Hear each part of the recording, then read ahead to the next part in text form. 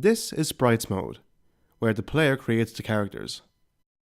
A character contains 8 frames of animation across 4 compass directions. On the left half of the screen is the painting canvas. This is the region where the player modifies the sprite's current frame of animation.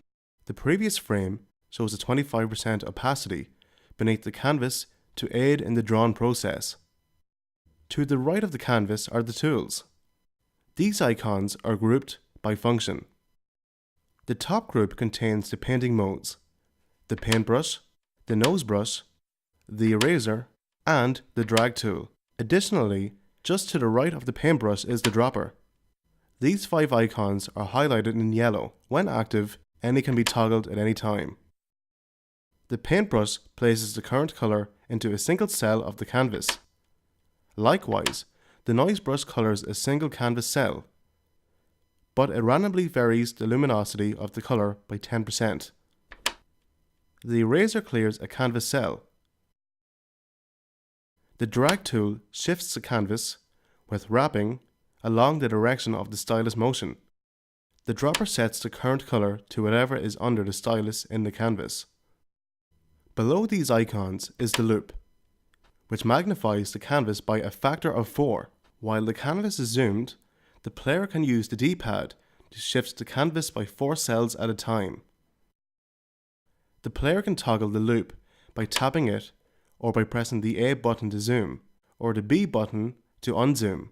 The next section of icons contains the canvas manipulators. From top to bottom, the functions are rotate clockwise, flip vertically, mirror horizontally, and clear. Below these are the undo and redo icons. The player can use these to step backward or forward through the history of actions, up to 99 times.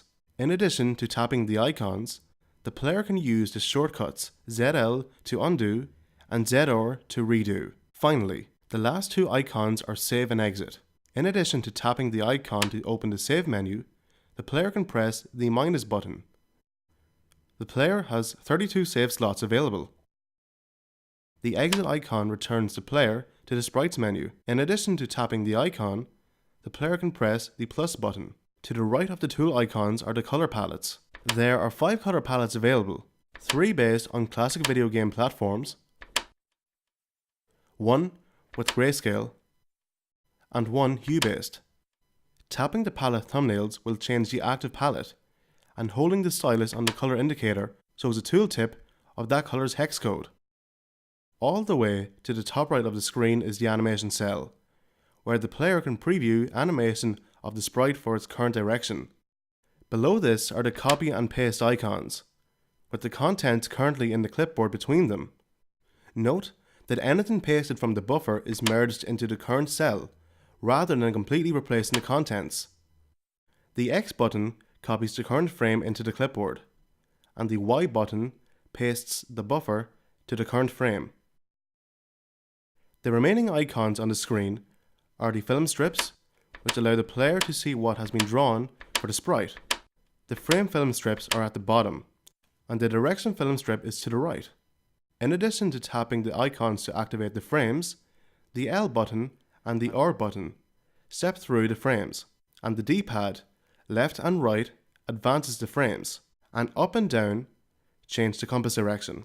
Thank you for watching this overview of the sprite screen. Please join us for the other videos in this series to see how sprites can be shared online or used within levels as player avatars or as non-player characters.